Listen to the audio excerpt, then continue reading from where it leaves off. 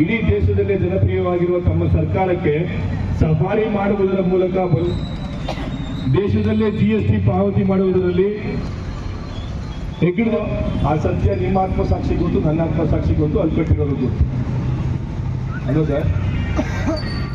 ಆದರೆ ಸಕ್ರಮ ಗೊತ್ತಾ, ಯಾವ್ದಾರ ಬಿಲ್ಡಿಂಗ್ ಅದು ಅಕ್ರಮ ತಾನೆ, ವೈಲೇಷನ್ ಆಫ್ ಲಾ ಮೇಲೆ ನಾನು ಏನೋ ಒಂದು ಕಟ್ಬಿಟ್ಟು ಅಥವಾ ನನಗೆ ಆ ಕಾನೂನು ಇತ್ತು ಅನ್ನೋದು ಅರಿವೇ ಇರಲಿಲ್ಲ, ನಾನು ಕಟ್ಬಿಟ್ಟಿದ್ದೀನಿ ಅದು ಇಗ್ನರೆನ್ಸ್ ಲಾ ಅನ್ನೋದು ಎಕ್ಸ್ಕ್ಯೂಸ್ಗೆ ಕಾರಣ ಕೊಡ್ಬೋದಾ? ಹೇಳಿದ್ಮೇಲೆ ಇಲ್ಲಿ ಇಲ್ಲಿ ಇಲ್ಲ ನಾವೇನಂದ್ರೆ ಕೇಳಿಸ್ಕೊಳ್ಳಿ ಸರ್ ರಿಸೀವ್ ಮಾಡೋಕ್ಕೆ ಪೋಸ್ಟ್ ಮಾಸ್ಟರ್ಗೆ ಕಳಿಸ್ಬೋದು, ನಿಮ್ಮನ್ನ ಯಾಕೆ ಕಳಿಸ್ಬೇಕಿತ್ತು? ಪೋಸ್ಟ್ ಆಫೀಸ್ಗೆ ಹೋಗ್ಬಿಟ್ಟು ಮಾನ್ಯ ಮುಖ್ಯಮಂತ್ರಿಗಳು ಅಂತ ಹಾಕ್ಬಿಟ್ರೆ ಆ ಪೋಸ್ಟ್ ಮೇಲೆ ತಗೊಂಡು ಕೊಡ್ತಾನೆ. ಕೇಸ್ ಓದ್ಕೊಂಡಿದ್ದೀರಿ, ದೊಡ್ಡ ದೊಡ್ಡ ಇದನ್ನ ಓದ್ಕೊಂಡು ಬಂದಿದ್ದೀರಿ, ನಾವೆಲ್ಲ ದೊಡ್ಡರು ದನ ಕಾಯೋರು ಇಲ್ಲಿ ಬಂದಿದ್ದೀವಿ, ಇಲ್ಲಿ ಬರೆದಿರೋ ಸರಿನಾ ಸ್ವಾಮಿ ಕೇಳ್ತಿದ್ದೀವಿ, ಹ್ಞೂ ಕಣಪ್ಪ ಅಂದ್ಬಿಟ್ಟು ಆಗೋಯ್ತು.